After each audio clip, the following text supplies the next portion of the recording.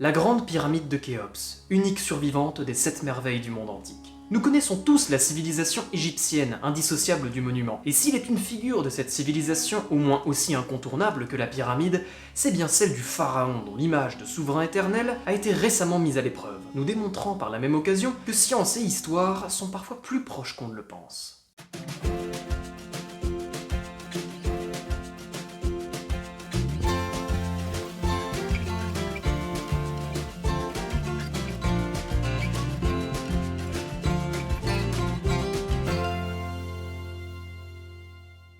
Salut à tous et bienvenue dans cette 16e revue d'actu. Qui n'a jamais été émerveillé en contemplant le Sphinx ou les pyramides de Gizeh? Si la plupart d'entre nous n'en a vu que des images, vous avez peut-être déjà fait partie de la douzaine de millions de touristes qui visitent le pays des pharaons chaque année. Parmi ces pharaons, il y en a cependant un dont le corps, contrairement au célèbre Toutankhamon ou Ramsès II, n'a jamais été observé par quiconque. Son nom, Amenhotep Ier, qui régna sur l'Égypte entre 1525 et 1504 avant notre ère. Mais pourquoi vous parle-je de ce pharaon dont vous avez sûrement déjà oublié le nom? Amenhotep Ier. Eh bien parce que ce dernier a il y a peu dévoilé les secrets de sa momie sans avoir eu besoin de la déballer, ce qui est, quand on y pense, assez inhabituel. On doit ce fait d'armes à une technique qu'on a plutôt l'habitude de rencontrer dans la médecine, la tomodensitométrie. À tes souhaits. Bon, retenez plutôt le terme de scanner à rayons X. Mais alors, comment ça marche? Comme vous le savez peut-être, les rayons X qu'on utilise avec ce genre de méthode sont tellement puissants qu'ils ont la faculté de nous traverser. Cependant, ils ne progressent pas de la même manière dans toutes les parties de notre organisme. Ainsi, un rayon qui traverse un os ne progresse pas exactement comme un autre qui traverse un muscle par exemple. Or ça c'est justement très intéressant, puisqu'en faisant passer des rayons à travers un corps, en analysant les caractéristiques de chacun de ces rayons, et en utilisant un algorithme de reconstruction d'image, on obtient une représentation très fidèle de l'objet à analyser. Dans l'imagerie médicale par exemple des tumeurs cancéreuses, et dans notre cas une momie d'un pharaon. Sachez cependant qu'Amenhotep Ier n'est pas le premier pharaon à bénéficier d'une telle méthode d'analyse. En effet, en 2012, c'est l'un de ses lointains successeurs, un certain Ramsès III, qui passa au scanner et leva par la même occasion le voile sur les circonstances de sa mort, en révélant qu'il avait été assassiné. Mais alors aujourd'hui, sur notre momie, qu'a-t-on découvert? Eh bien, à défaut de constater les circonstances précises de sa mort, on sait juste que ce n'était ni de maladie, ni de blessure, on a pu déterminer l'âge qu'avait le pharaon lorsqu'il est décédé, environ 35 ans, dont 21 à la tête de l'Égypte. Plus inattendu, on a aussi constaté que Amenhotep fut le premier pharaon à être momifié les bras en croix et dont le cerveau n'a pas été retiré du crâne lors de la momification. Ah oui, parce que d'habitude on l'enlève, et c'est d'ailleurs tout un programme, comme le processus de momification d'ailleurs. Parlons un peu de ce processus de momification justement, car il en dit beaucoup sur le rapport à la mort des anciens Égyptiens. Pour ça, je vous propose de remonter plusieurs millénaires en arrière.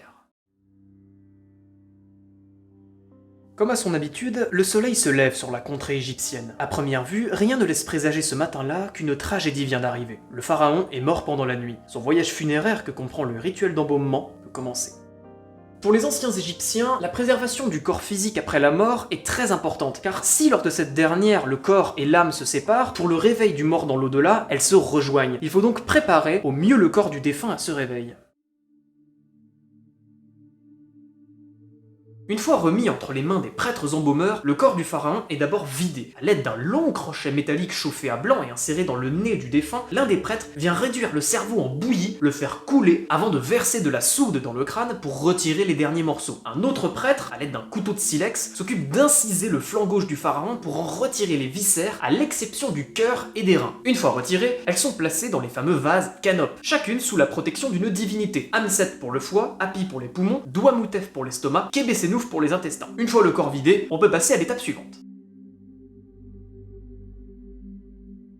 L'objectif est maintenant de retirer toute l'humidité du corps pour éviter qu'il ne pourrisse avec le temps. Ainsi, les prêtres viennent d'abord laver l'abdomen vidé avant de le remplir de myrrhe et d'aromates, étape préalable pour le remplissage de l'abdomen par du natron, une sorte de sel qui a pour particularité d'absorber l'humidité. Une fois ceci fait, on peut recoudre l'abdomen et passer à la déshydratation du corps. Pour cela, on vient plonger le corps dans un bain de natron pendant parfois 70 jours quand il s'agissait d'un pharaon. Vous imaginez sûrement bien l'état de déshydratation avancée du corps au terme d'une période si longue. À ce stade, la momification est presque achevée.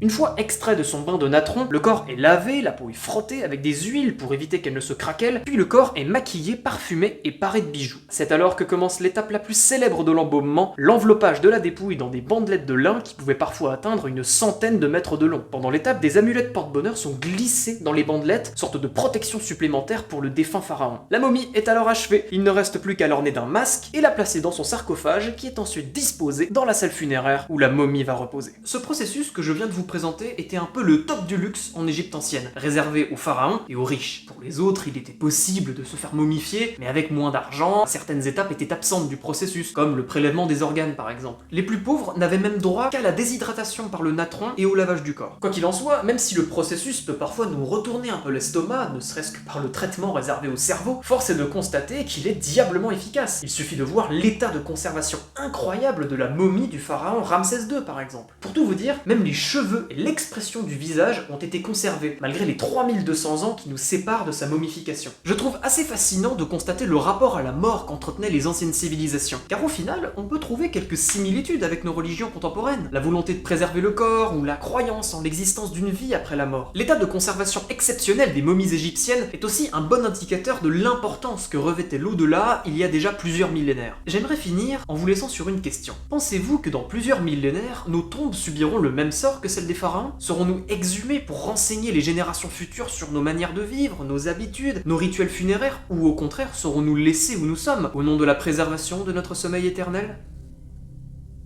Merci d'avoir regardé cette vidéo, n'oubliez pas le pouce vers le haut, le partage, le commentaire et l'abonnement, et en attendant la prochaine vidéo, je vous dis salut.